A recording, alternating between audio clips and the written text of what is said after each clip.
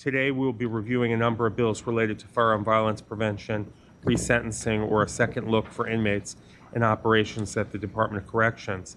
If time allows, we'll have Jeremy Priest provide an update on the cannabis control budget and transition of the medical cannabis program from the Board of Pharmacy.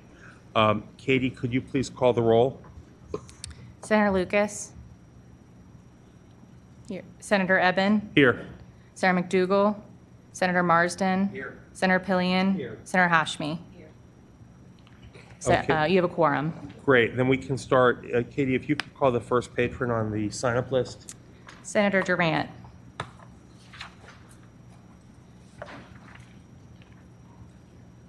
Good morning, Mr. Chair and members of the committee. Morning. You've got Senate Bill 731, is that right? Yes, sir, that's correct. So, Senate Bill 731, I need to know my bill numbers. Looking at the fiscal statement, would you like me to go over what the bill does, or just? Briefly. Okay. That'd be great. So this is, it's expanding on, in the statute for child pornography to address the issue potentially and with the advent of artificial intelligence. So this has been a challenge that has faced some of the Commonwealth's attorney, where in the code you have to prove this is an actual child. So this legislation is seeking to kind of be able to address that issue. So if it adds some language that on obscenity, so that's already in the code. So that will be able to kind of have a two-prong component to the code section. So when there is a case that's come forth on child pornography, this gives, I guess it would be jury instructions whether or not it's actual child or if it's offensive under the obscenity standard. So when it comes into the fiscal impact, it's there's due to lack of data, as it says, the criminal sentence could impact on bed space, but that's Okay, and you submitted a Woodrum budget amendment, and I understand this expands the definition of child pornography for the image, whether or not the child is real, but based on what the image is of, for artificial intelligence. Yeah, if it's offensive, so we go to a jury instructions. Okay. So this was reported from the Courts Committee unanimously. Is there a question for the patron, or are there is there any discussion among committee members? Okay, is there a motion? Okay, is there a motion and a second to report SB 731? All in favor, please say aye. Aye. Aye. Any opposed? Okay, thank you. Thank you very much, Mr. Chair, member of this committee. Sure, thank you. Senator Locke?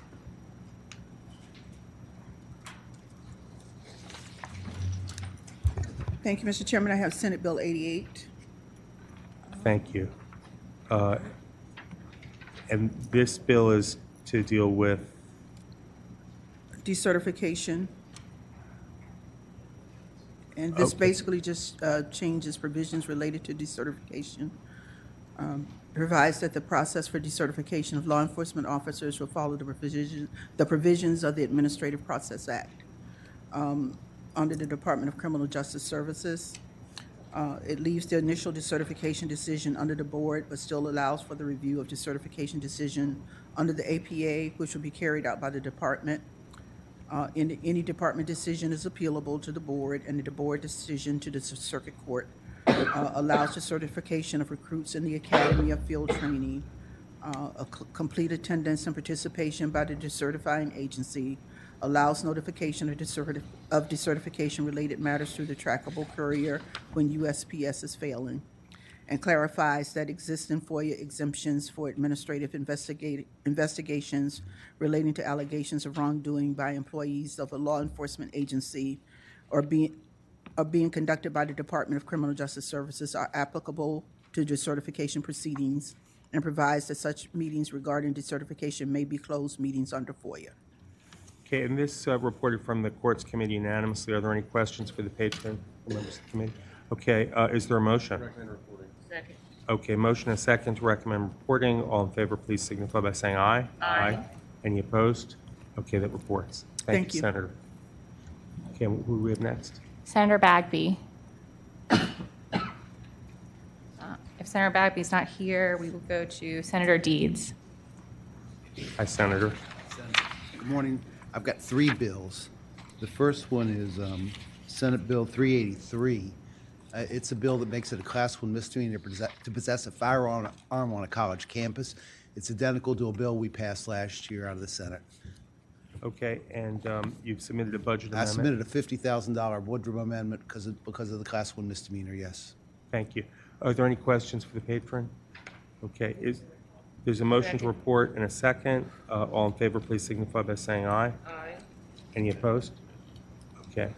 The second bill I have is Senate Bill 427. It's the second look bill.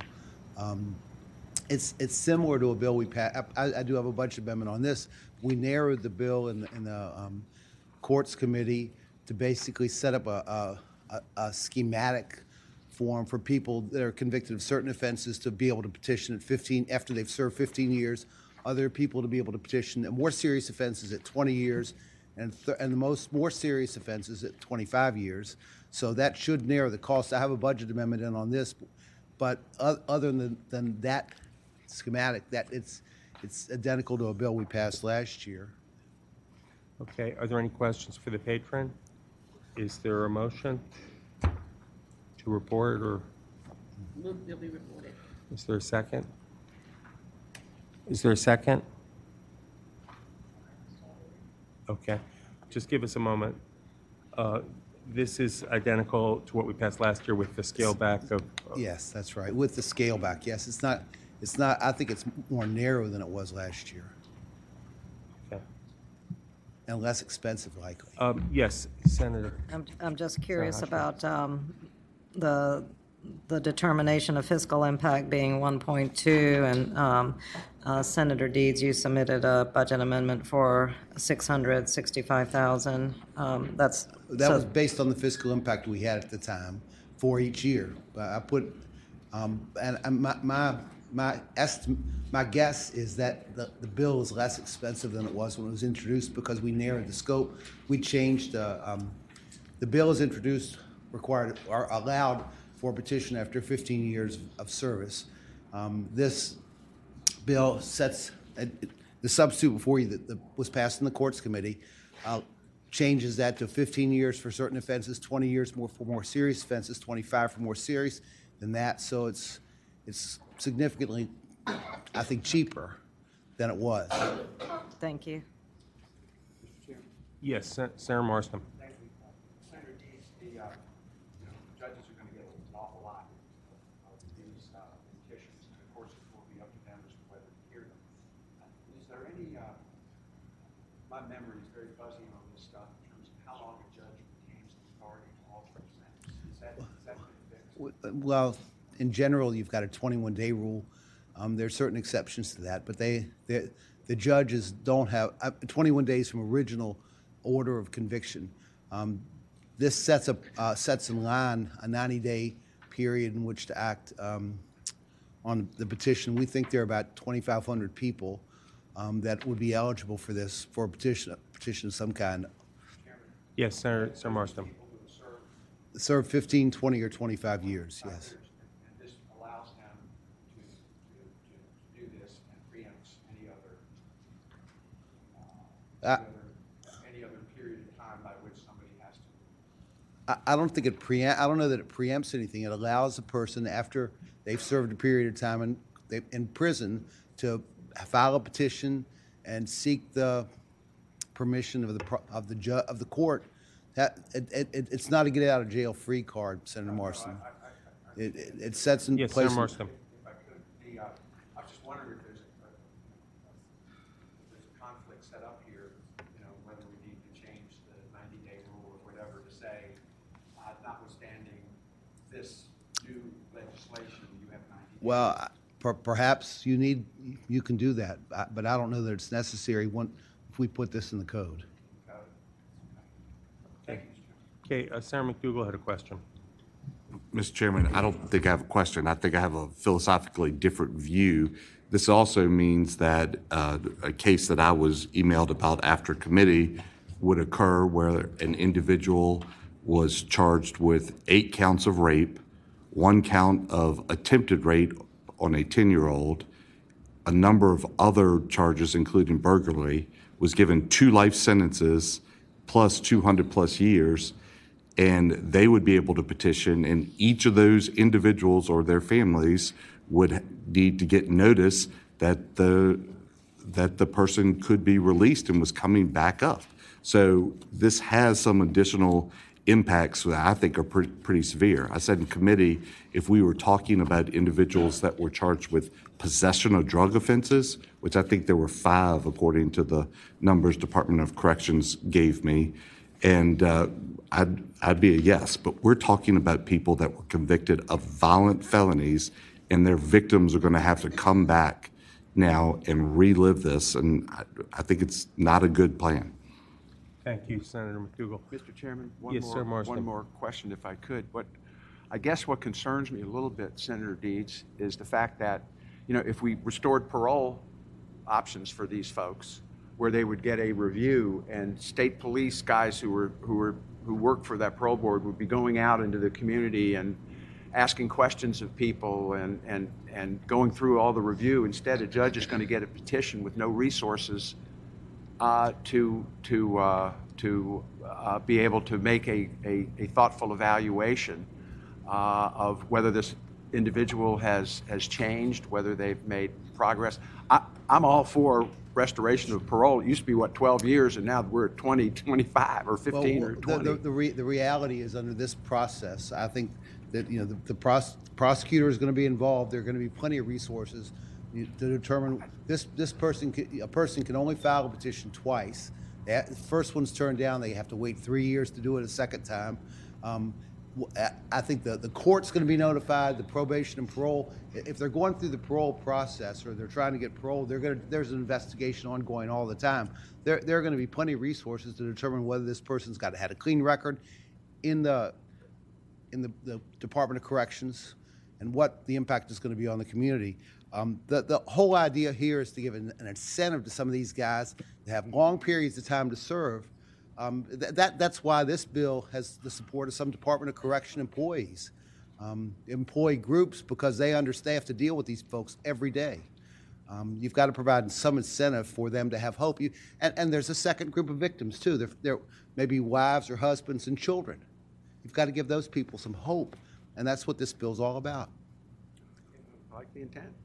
Senator Deeds, and it does have the inmate has to have served between 15 and 25 years, depending on the severity of the crime. 15, 20, and 25 years. So the most serious crimes would have to have been in prison for 25 years before they got this.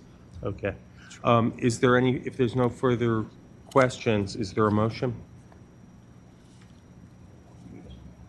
Okay, there was a motion and a second to report, so we'll vote on recommending reporting to the full committee.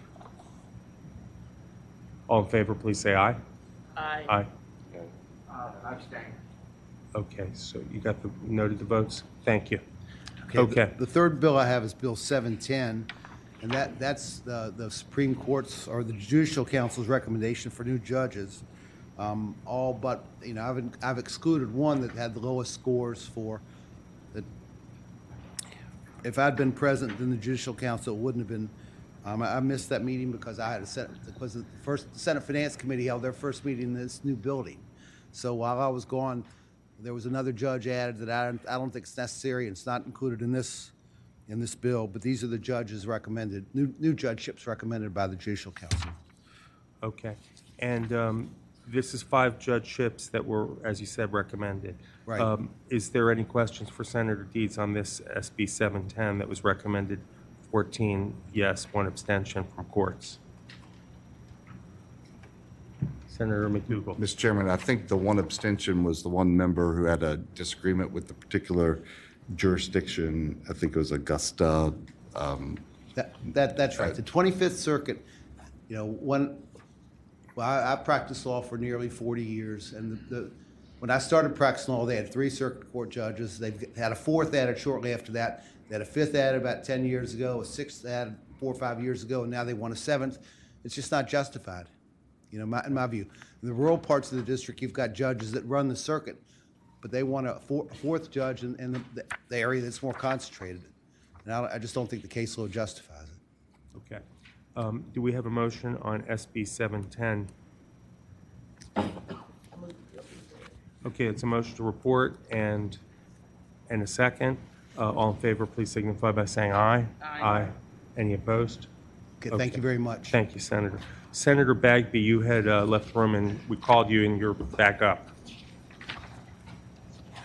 Thank you, Mr. Chair, members of the committee, good morning. Good morning.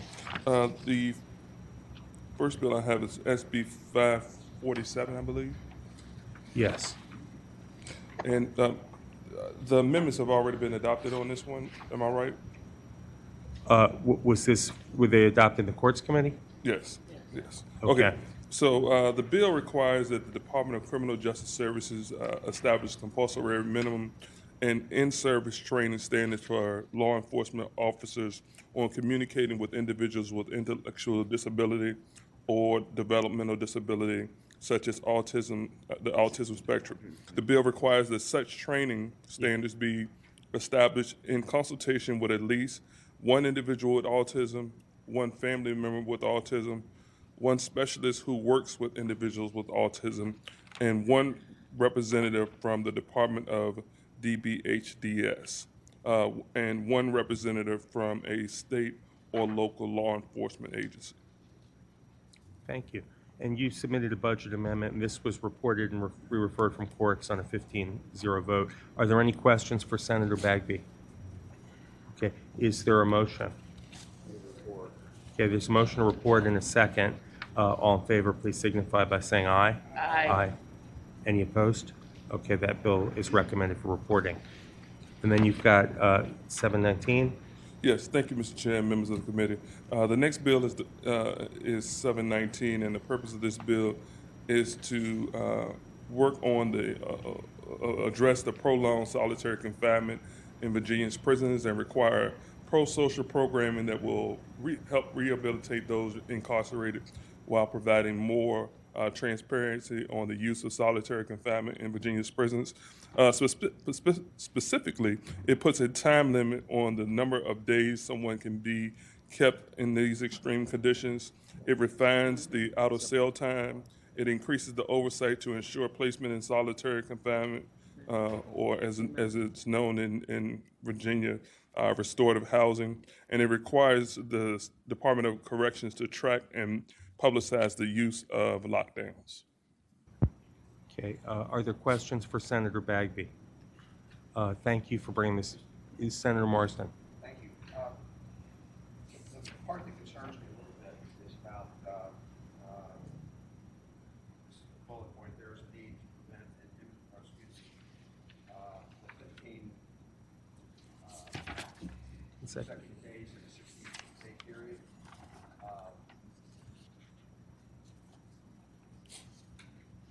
I think that can be gained.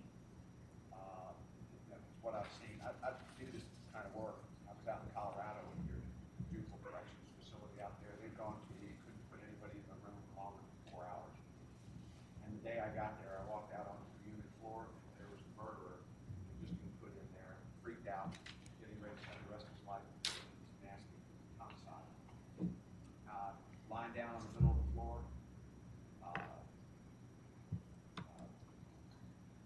Couldn't do anything with him. Went up and flinched at people, trying to scare everybody. And the staff said, "What am I going to do? I put him in his room for 4 hours. He takes a nap, he comes out, he does it all over again." And what I'm concerned about here, I'd like to see some kind of amendment as to where it's more. I don't have any problem with the 15-day limit. If somebody comes out and within 2 days they're right back at it again, you're limited as to what you can do. You really set people up in a dangerous situation. I mean, I have seen it firsthand in person when you overreact to trying to protect these folks.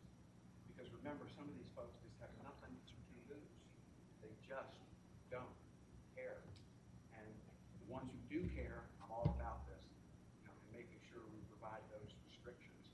But there are circumstances here that this concerns. Yeah, and Mr. Chair, I certainly appreciate, and this is not being passive at all. I certainly appreciate Senator Marsden's perspective because I know he's worked in this field for quite some time. And so I would certainly be very receptive to any amendments or considerations that you can provide to help make the bill better. Safety is first.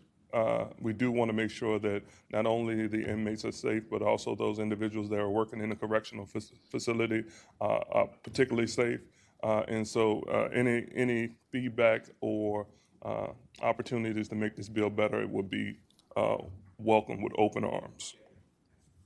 Okay, and I will point out that the budget fiscal impact estimate had been downgraded to 1.7 million from 3.2. I think that's a floor rather than a ceiling, but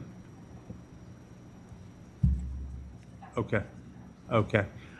Yes, okay, so is there a motion or further comments? Mr. Chairman. Senator McDougal. Mr. Chairman, I unfortunately had a case recently where an individual's family was being extorted during his last couple months being incarcerated. And I think and I expressed this in committee, the 15 days really concerns me as the limit because I don't know what the other options were. And I think with this particular case, regardless of what facility, if he'd been transferred, that there was still the concern that he could have been in jeopardy, and the decision was to have him in confinement for his safety. He didn't love it, but he appreciated being alive when he came out. So that's one concern. But the question for this committee I have, looking at our notes, I think the fiscal impact is based on casework counselors, but I don't see any fiscal impact for security staff or I guess logistical physical space. Could we hear a little bit about if it's any additional security staff? Does the department have those people in place, or are they going to have to hire them? What that's going to be? Is there someone from the Department of Corrections here who wants to come forward briefly? Welcome.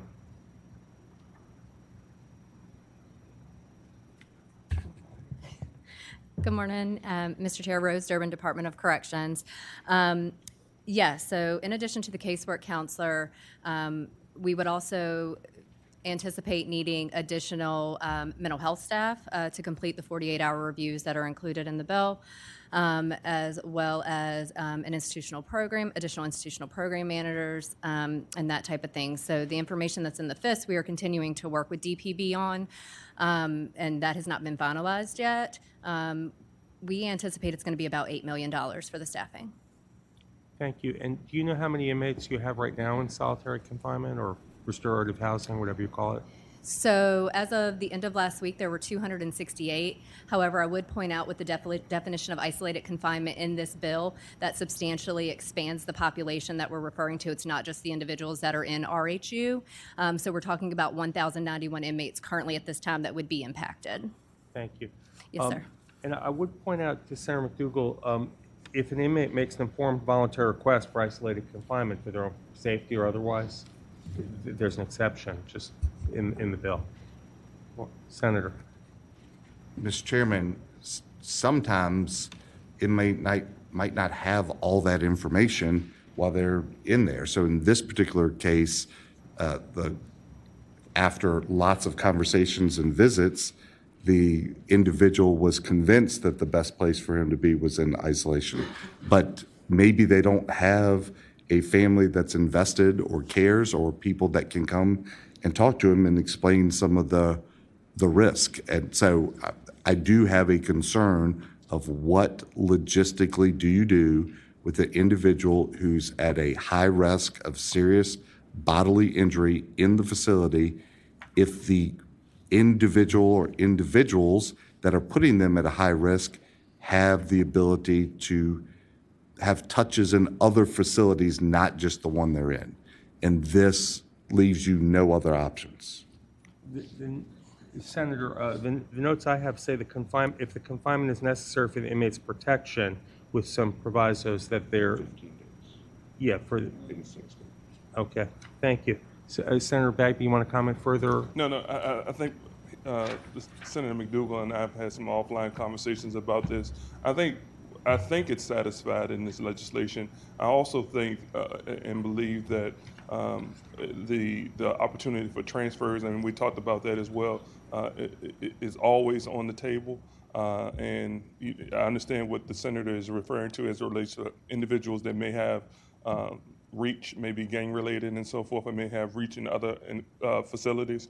But I think that the correctional facilities have the tools that they need to make those accommodations. And this legislation allows for them to hold those individuals if they feel or deem that that individual is in danger.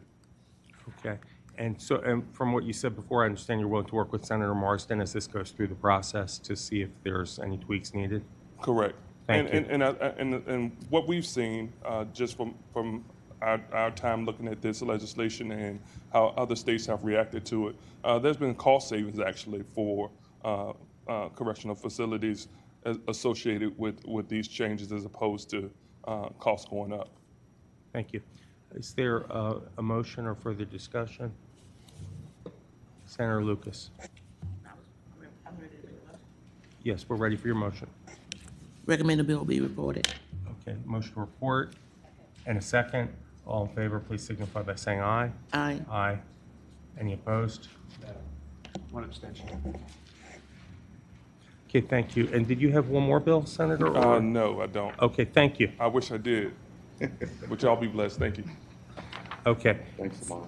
Katie, who do we have next? Senator Salim.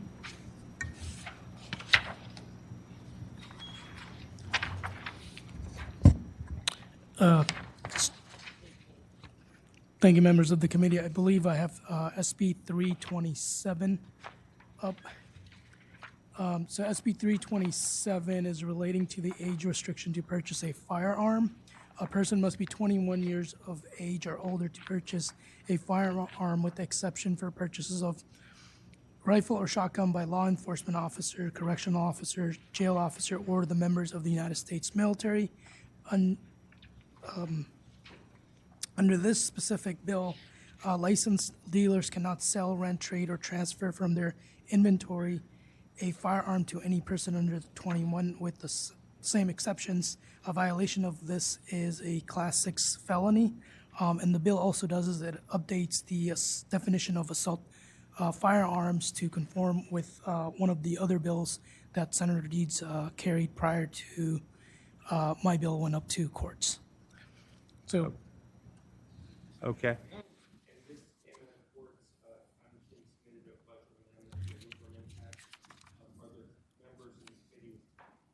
Members of the committee with questions for Senator Salim? Comments or motions? There's a motion to report. And there's a second. And there's a second. Okay, all in favor of reporting SB 327, please signify by saying aye. Aye. Any opposed? No. Okay. Thank you, Senator. Thank you, Mr. Chairman. Senator Van Valkenburg.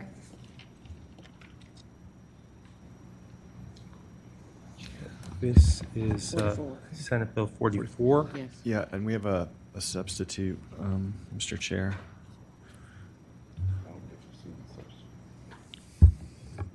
Okay, Move the while the substitute be substitute's agreed being to. distributed, there's a motion to adopt it in a second. All in favor, say aye. Aye.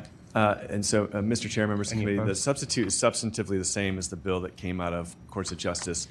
We made two tweaks. One is the original version said charged with. We changed it to charges pending to clarify that it's not if you'd ever been charged, because if you were found not guilty, the law wouldn't apply to you. So it was if charges were pending. And then the second thing was to add an affirmative defense for if you were defending yourself in a domicile in your home, which was something we had heard in the Courts of Justice Committee. And so otherwise, this bill is substantively the same as it came out of courts. Senate Bill 44 adds to the neglect code that if a parent or guardian has somebody under the age of 18 in their home and they know that they are a threat for violence, either because they were the result of a threat assessment or charges in the criminal justice system, that if they allowed the minor to have access to a gun, they could be charged with a Class 5 felony. The language on 38 to 42, which was in the original bill, is just to say that if the threat assessment has been repealed, this doesn't apply. And so that is the bill. Okay, are there members of the committee with questions for Senator von Valkenburg? Senator McDougal. Mr. Chairman, can step me through under that 22-179.4, what's the process for going through that? How The does threat one assessment? enter that process? How long does the process take? What type of notice do people get?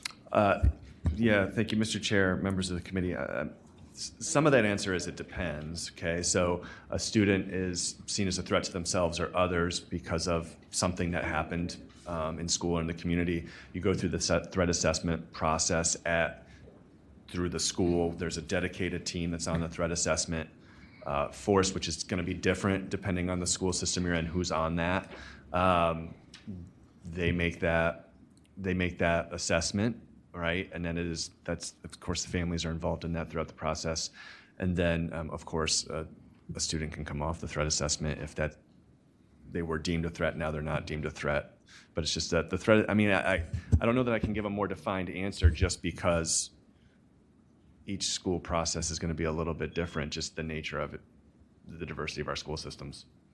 But nonetheless, you're going through a process to determine whether or not a student is a threat of violence to themselves or others. That's what it has in common. And this is, Senator McDougal, did you have a follow-up? Mr. Chairman, I did. The language on lines 32, willful act of omission, got that causes or enables that child to gain access to. What is, I know what possession means because there's a lot of case law about possession. What is access to? Go into If the minor somebody's, has access to the gun. Mr. Chairman. Senator McDougal. So if the minor is allowed to go over to another minor's house and that person's house has a firearm, then they've enabled them to gain access to. I guess what I'm trying to say is possession, I understand that's logical. Gain access to, I don't know what that means. I don't know how to define that, and it seems pretty vague. But for somebody to knowingly to be found guilty of a criminal offense. I think this is fairly tailored to someone who has access to a gun, who the parent knew was the child had charges pending or has been convicted or adjudicated delinquent of a violent felony or had been subject to a threat assessment. Senator Van Valkenburg, do you want to comment further? I mean, Mr. Chair, I agree. I Mi- agree with Mr. that. Chairman, Okay, I think First, Senator Marston, then we'll go back to Senator McDougal. The way I read C, any parent, guardian, or other person responsible for the care of a child. Suppose my 17-year-old, who has gotten a threat assessment evaluation, is doing a sleepover at a friend's house. And that person is therefore kind of responsible. It's not, the kid just didn't drop by, you know, it's a prearranged thing, he's doing a sleepover. If those people have chosen under Virginia law to keep a gun in a nightstand that's that's not locked or whatever, you know, we don't have any law against, against doing that, would they be responsible? The parent would be. Would the parent be responsible, or are we talking about the person whose house it is? Because it says any person responsible. Are you responsible for a child who was over at your house for a sleepover? I think you're in loco parentis. Wait. Senator Marston, is your question complete? And is that directed to Senator McDougal or anyone? It's just a general comment on the way I am reading the law. So Senator Van Valkenburg, would that parent who's hosting the sleepover, are they now responsible for making sure that that child doesn't get access to a gun, even if they didn't know he was under a threat assessment? Well, I mean, I think the key word, Mr. Chair, members of the Yes, committee, Senator. I think the key word is willful act or omission after having received a notice. So if you look at lines 33, right, you would have to know that the minor had this threat assessment or had charges pending, right? So I think the words on line, I just lost it, 33, and then on the lines on 35, knows or reasonably knows covers what you're saying. Okay, let's go back to Senator Marston. Mr. Chairman, yeah, something like this in a community is likely to be pretty well distributed knowledge amongst a kid in his social circle and what have you. So if that parent is aware that there's been this threat assessment and they have the child over, then they would be responsible Correct. for that, and they would have to prove that they didn't know if something happened. Correct. Okay, thank you. Mr. Chair, that's Okay, correct. Senator McDougal, are you, I think you were, Mr. Chairman, I think the language does a little more than what Senator Van Aukenberg thinks it does. Some of the things we probably agree on. Possession of a firearm, we agree on that. I don't think that there's disagreement. The term gain access to is very, very open of what that is. And then it's whether somebody should know, whether that parent or guardian knows or reasonably should know. That is a more open standard when you're talking about gain access to. Possession of, I think that is more finite. If we know what possession is, you have dominion and control over it. You don't even have to have it in your hand, but if you have dominion of control over it. The gain access to, I don't know, that just seems a lot more amorphous to me. So I don't think it's anything that's not fixable in my mind legally, but that gives me pause for concern. What he's trying to do, I agree with. I think the gain access is a concern. Mr. Chair, I'd be willing to talk to Senator McDougal after this okay. in regards to that language. So we'll take that offline if there's to be further refinements to the bill. But in the interim, we have the bill before us. Are there further questions? No, I'm just thinking that with the understanding that there's probably going to be a floor amendment to this. I still would like to recommend that the bill be reported Okay, there's a motion. as amended. Motion to report and a second. Okay, all in favor, please signify their support to recommend reporting by saying aye. Aye. Any? And, okay, we've got one abstention.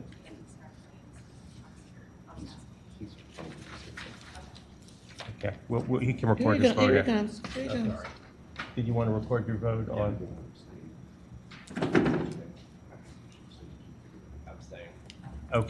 Okay, that bill's recommended for reporting. Thank you, Thank you, Senator. Mr. Chair. Members of the committee. Okay, Katie, who is next? Senator Perry. Senator Perry, welcome. Good morning, Mr. Chairman, members of the committee. I have two bills here today. I'm happy to take them in whichever order. Whichever one you prefer. We've got 394, unless you want to start with the other one.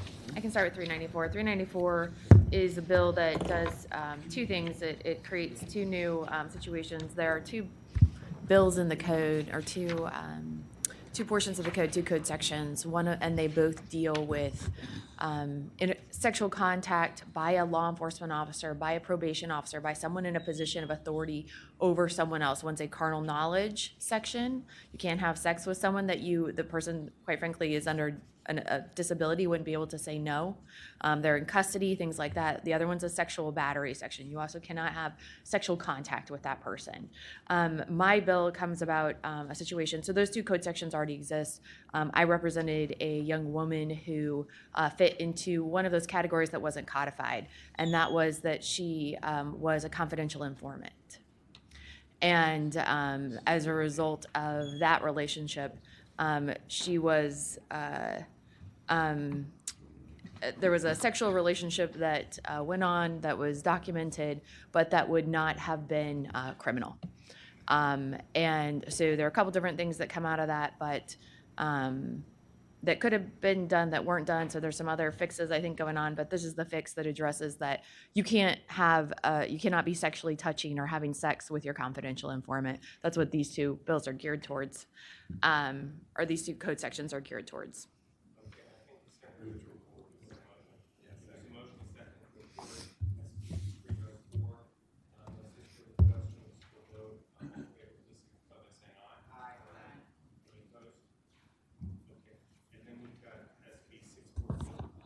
Senate Bill 642 is the quote unquote closing the domestic violence or the boyfriend loophole in the domestic violence gun prohibition. It's a long ongoing issue that has been going on certainly as long as I've been practicing law. And this bill does a couple of things. It includes those folks who are in a dating relationship. It moves their any interactions with them over to the Juvenile and Domestic Relations Court. I worked with the Office of Executive Secretary on this, and a number of other victim advocates and stakeholders. That's a long, ongoing issue, again, since I've been practicing since 2010. The thought pattern being those folks should be down in a court where they can more appropriately address those issues, whether that is through rehabilitation with the offender or through victim services for the victim. As part of that, it's also the case that folks who are in a dating relationship but not having sex, that those folks, if they are convicted of an offense of assault and battery against their significant other intimate partner, then they would fall under the current gun prohibition, which is currently 3 years, just like you would for a domestic violence case. The thought being that there's really no substantive difference in those folks. I will say 41 other states have been able to close the loophole. Virginia is in the minority of states that have not, 41 states in the federal government. So this does that. Thank you, Senator. Are there any questions for Senator Perry? Any comments or motions? Move to approve and second. All in favor, please signify by saying aye. Aye. Any opposed?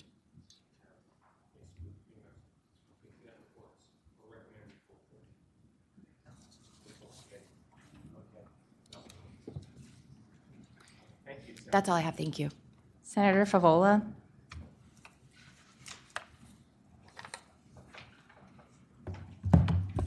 Thank you, Mr. Chairman and members of the committee.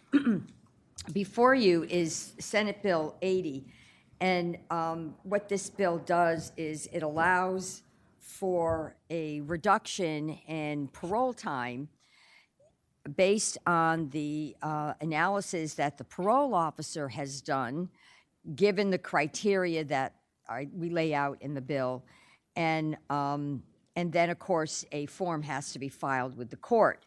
Now, the stakeholder group, thought this would not have a significant fiscal impact. But DOC is telling us it will have a significant fiscal impact. And that, it seems incongruent to us. But they obviously were talking about individuals who would be DOC parolees. So given this new information and the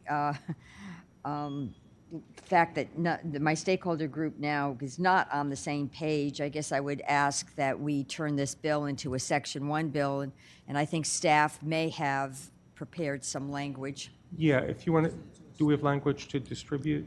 Yeah, Mr. Chairman, I was hoping we could adopt it in concept this morning, then we'll have Okay, it for and full committee. understand- But essentially, it would be a Section 1 study to have DOC report on what their current probation practices are, so we can better understand the extent to which that would be different than this bill. With a comparison of how this bill would work and what that might entail? Correct, yes. Okay. And we would like a report back to the General Assembly, and I think the report could come back November 1st of 2024. So there's time for next session. So we do something next session. Okay. Mr. Chairman, Senator McDougal. I think what Senator Favola is talking about is a logical plan. If somebody's doing everything they want to on probation, how do we authorize the people that are supervising that probation to move that process forward faster? And so if we can get that information, maybe we can craft a way that it doesn't cost more money, actually does save money in the future.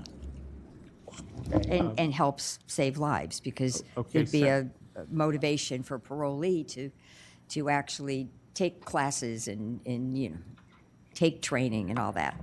So I guess, Mr. Chairman, if Thank it is you. the will of the committee to adopt the Section 1 bill in concept, I would be very grateful. Okay, before we do that, I'm going to turn to Senator Marsden next in the queue. Thank you, Mr. Chairman. What this bill does that's really advantageous is for a probation officer to recommend reducing a sentence, a probation term, puts them under a certain amount of scrutiny that if anything happened, boy, it would come back on them that they were the one that recommended it. But what this does is provide empirical evidence that the decision they made was a solid one, and that's what people are looking for, because it's really hard to put yourself at risk by saying, I think this guy needs to be off probation now. This gives them cover to make that kind of decision, reduces caseloads, and puts control of one's future in the probationer's hands. So I think this is an excellent approach. Thank you. Okay, so first we have the motion to adopt the substitute in concept. Is there a motion to do that? So moved. Okay, Second. motion and second made. So all in favor of adopting the concept, please say aye. Aye. Okay. Second. Move to report the substitute or recommend reporting in a second. And all in favor of that will say aye. Aye. Okay, thank you, Senator. Thank you, Mr. Chairman and members of the committee. Thank you. Okay, Katie is, Senator Williams Graves. welcome. Thank you. Mr. Chair and members of the committee, I have two bills. Okay. Let's start with Senate Bill 514. I don't think I'm spending any money in this bill, Senator Lucas. Senate Bill 515 establishes a Class 1 misdemeanor for possessing or transporting a firearm or certain other weapons into any hospital that provides mental health or developmental services in the Commonwealth. And my understanding is that there is a very minimal fisc to this for the possibility that we may have to incarcerate individuals, but nothing outrageous. Yeah, we have your Woodrum impact budget amendment submitted. Thank you. Okay, is there any questions for Senator Williams Graves? No, she's in much better shape today than she was yesterday. I recommend I'm spending less money. I recommend the bill be reported. Second. Okay, there's a motion and a second to recommend reporting of SB 515. Members will please signify their support by saying aye. Aye. Or opposition. Okay, thank you. So that bill is recommended for reporting. And then your next bill is 696. It is Senate Bill 696. This bill is what we would like to call a marijuana justice bill, which allows a pathway for sentence review on marijuana-related offenses. Okay. And I think we passed my bill, SB 1133, last session, had similar provisions and passed the Senate. Are there questions for Senator Williams Graves? No, we've seen this before. Okay, we have seen it before. Is there a motion? Move that the bill be reported. Okay, there's a motion to report and a second. Members will signify their support by saying aye. Aye. Or opposition. Okay. Okay, thank you. Thank you, Senator. We're good. It's Thank you recommended so for reporting. much. I told you better Y'all have a days were good day. coming. I know. Today is a good day. Okay, and I believe we have one from Senator Pillion. Is Senator Carol Foy here? Yes, Senator Calhoun. Okay, let's hear from Senator Carol Foy next then.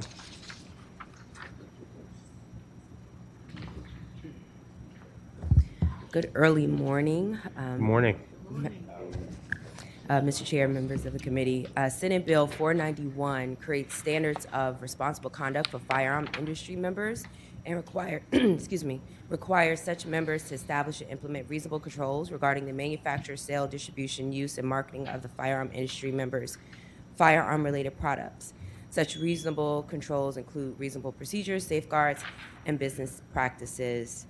In 2000, Smith & Wesson actually laid out a number of the things that we could do to have smart gun, fingerprint recognition, a code of conduct for gun dealers to prevent gun theft and gun trafficking, and stop making new guns that can hold more than 10 rounds of ammunition as a way to mitigate the hurt and harm caused by many of the industry's current practices.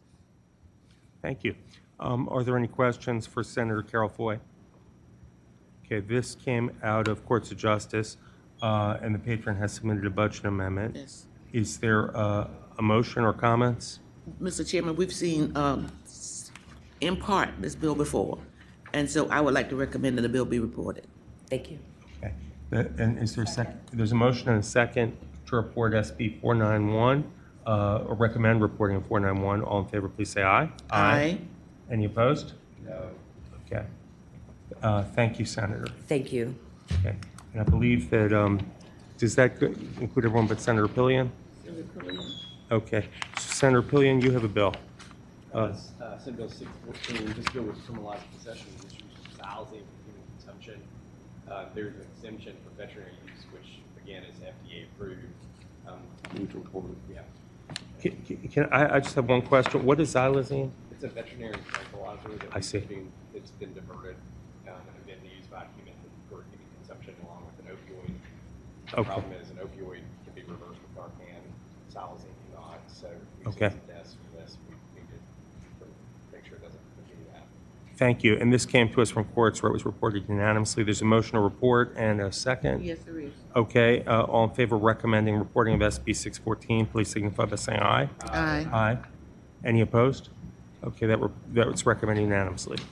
Okay, so before I think we can move on then to a presentation from the Cannabis Control Authority about the absorption of the medical cannabis program. Mr. Priest?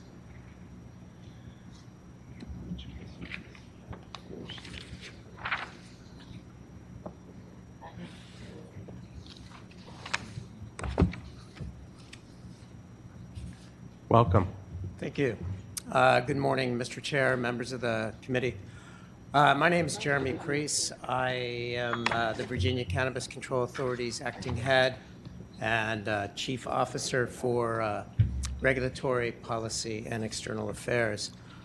What I plan to do here briefly is give you an overview of our budget and some of the priorities that that budget supports. Trying to advance the slide here. So one table setting slide. We're a public health, public safety oriented agency, and we carry out that role or that mission through three roles. We act as a regulator, as a policy advisor, and as an educator. It's important to emphasize that we don't develop policy on our own initiative. We implement the policies adopted by elected officials such as yourselves. We do advise on policy, though. Next slide. Here you'll see a snapshot of our budget overview. All right.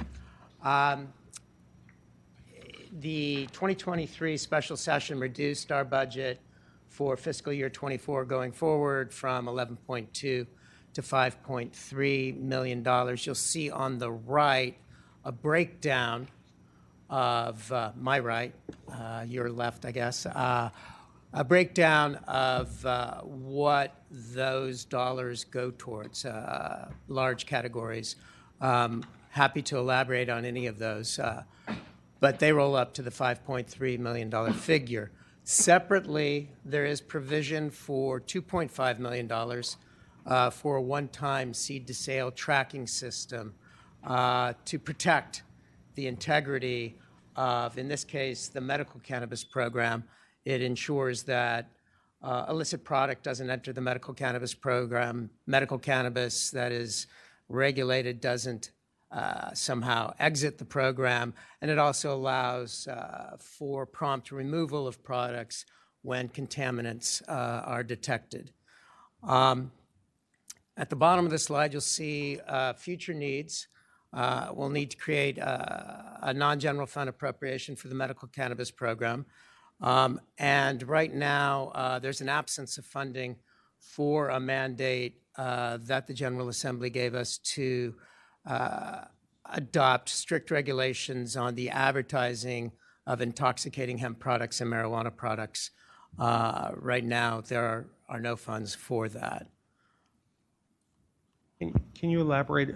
The mandate is on the advertising, that you're to regulate the advertising, or? Yeah, there was legislation passed in the last General Assembly session that, broadly speaking, would have us regulate these advertisements in two respects. One, to ensure that they were not targeting minors. And the second category of restrictions would be to ensure, would be locational restrictions to ensure that advertisements were within 500 feet of a school, places of worship, parks and recreation centers, substance abuse centers, and residences. And right now, there is no dedicated funding for that task.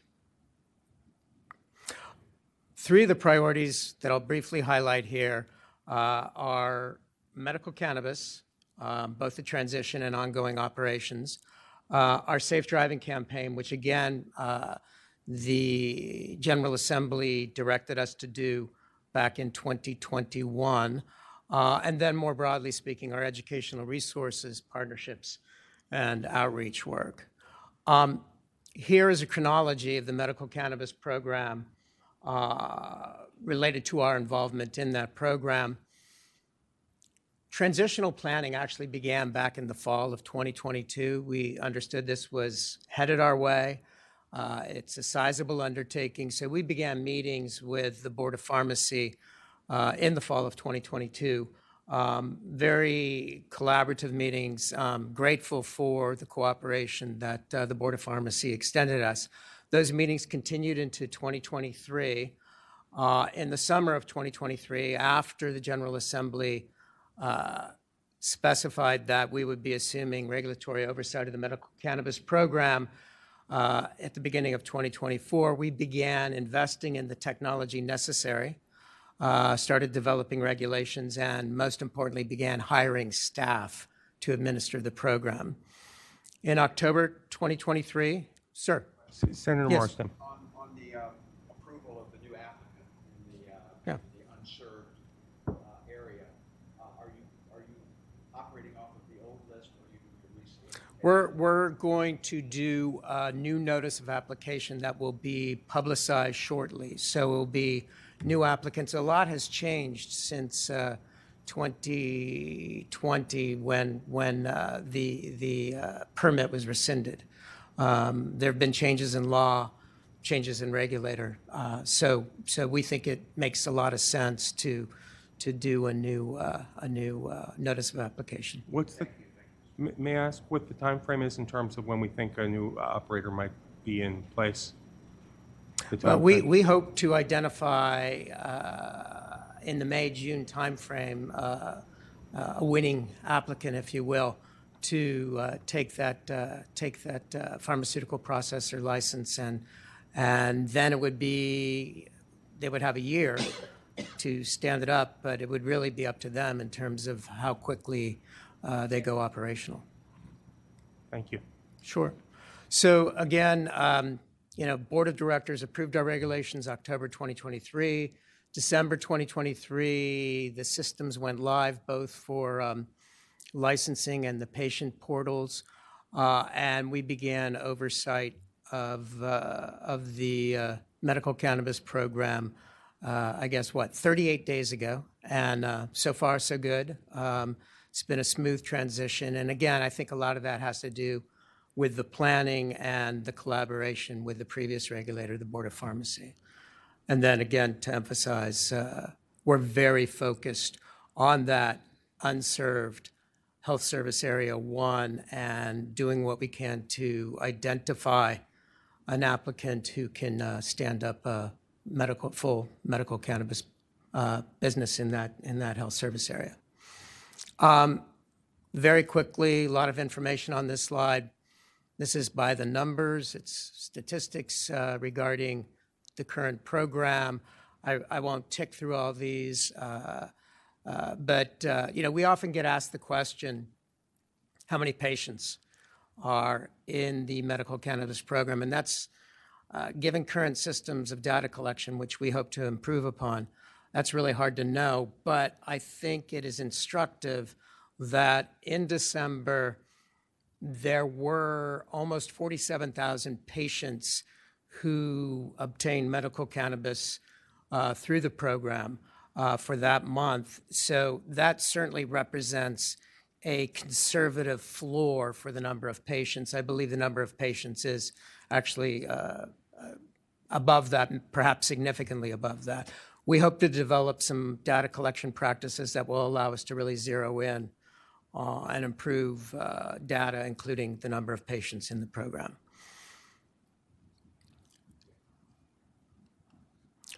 Safe driving campaign, very quickly. In 2021, when you created the Cannabis Control Authority and you did a limited legalization of cannabis in Virginia, you determined correctly, the legislature, that incidents of cannabis-impaired driving could go up. This is what happened in other jurisdictions. So you directed us to do a safe driving campaign. We began that campaign in the summer, fall of 2022, where we did a survey of 800 drivers, roughly, demographically representative cohort of drivers, to identify their attitudes, their disposition towards consuming cannabis and driving. And we learned some interesting things. Highlight a few of them in this slide.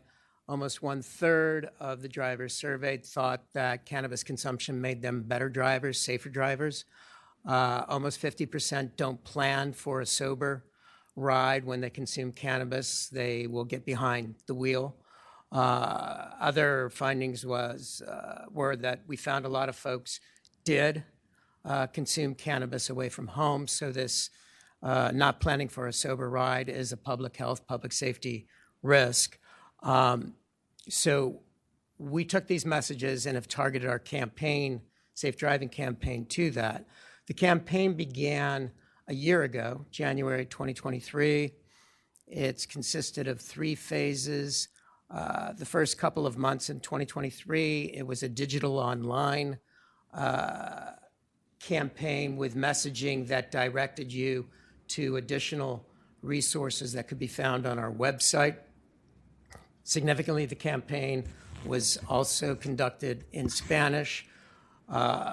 In January through April, we went to billboards. You can see one example of a billboard on the top picture there.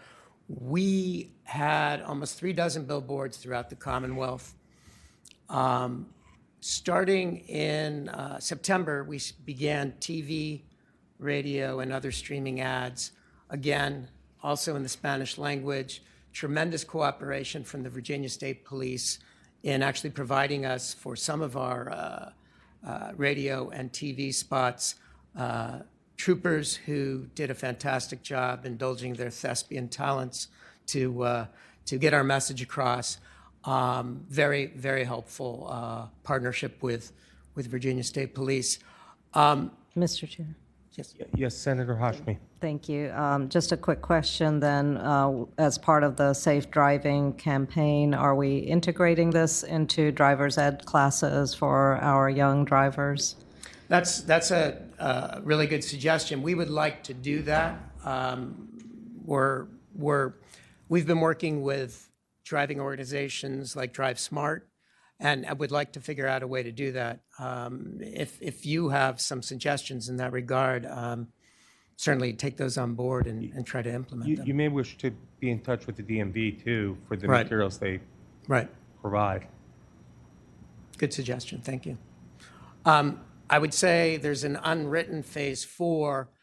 Any good practice when you're engaging in public messaging aimed at modifying behavior, you want to know what messages are working, which are not, how to fine-tune your approach. So phase 4 will be going into the field sometime in the second half of 2024 and doing another survey and actually determining which messaging worked, which messaging didn't, maybe doubling down on the messaging that worked and altering the messaging that didn't work. Behavior modification is a long-term process. We intend to aggressively pursue this campaign, budget permitting, for as long as it takes to get some behavior modification. Final section, educational resources, partnerships, and outreach. This is a big priority for us. We know there's a lot of questions about cannabis. We know there's a lot of questions about what is legal in Virginia, what remains illegal. And we know we can't do it alone, so we've been very aggressive in forging partnerships to amplify our message and to also to learn from others. One thing we've done is we've formalized the educational resources portion of our mandate. We have a very extensive library that you can find online. This lists some of the subjects. The legislature, the General Assembly, directed us to do some of these items, like health risks of consumption, safe and legally compliant home cultivation. We have continued this and really run with the ball, so to speak, to develop materials that we think the Commonwealth citizens should know, but also in response to requests that we've had. We have this parent toolkit and a youth prevention toolkit that target underage use of cannabis, that strongly discourage its use in teenagers and those younger as minors. And that was in part a response to feedback we got from parents when we did town halls, when we met with various groups. So that's an important part of our educational effort. And here, the final slide, you will see that we have spread ourselves across government working groups to share information that we have, to learn from others, to amplify what knowledge we have, what messaging we have. And we are also very open to making presentations throughout the Commonwealth. We had 7 town halls throughout the Commonwealth in the first half of 2023, and we're regularly meeting with groups who are interested in this issue, stakeholder groups. Recently in November, presented to the Opioid Abatement Authority, and out of that has grown some collaboration that we're going to be working with them going forward. So that in a nutshell is what we're up to. Happy to answer any questions. Thank you for the presentation. I did have a question about the Safe Driving Campaign survey results. Yes, sir. I find it staggering that 30% of Virginians would think marijuana makes them a safer driver. And I'm wondering, was this survey a scientifically administered survey, and is that of all Virginians or ones who actually use marijuana?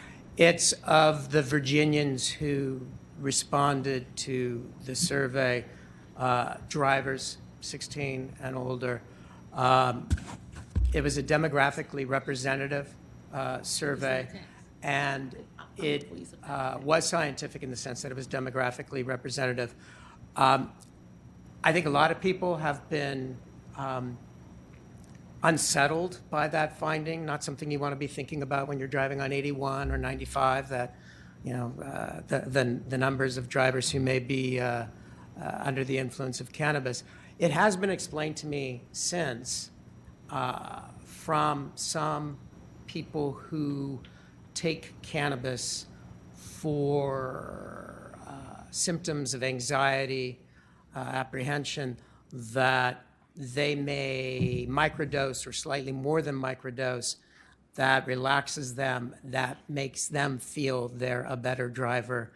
I'm not really sure how to assess that, but that's an explanation that maybe begins to explain some of the people who responded that way. Okay. Senator Lucas. Mr. Chairman, I'm sure that's true because, I mean, it's more than just those people who take the cannabis for those purposes that you've already enunciated, but people who have neuropathy and other pain, could they have also been in that survey? Yeah, I mean, that's also a potential explanation. They could be part of that. that group of people answering that way. So you really don't have any idea of whether or not these were people who were using cannabis or not? Yeah, and you know, that's a good point. When we go back into the field, this phase 4 that I referenced, to do an additional survey, we could have a survey question, you know, a follow-up that says, if you think it makes you a safer driver, please explain why, and we could actually, we could That would be develop good. those, all right, done, we'll do that. I'd like for one to get a copy of the actual survey or a little bit more detail Yeah, offline. I As have, possible. have the full survey. Thank I'll you. be sure to get it to you. Okay. Were there any other questions? Okay, thank you for the presentation. Very informative, and appreciate your work. Thank you, I appreciate Thank the you. time. Okay, if there's no other business, I guess the committee will rise.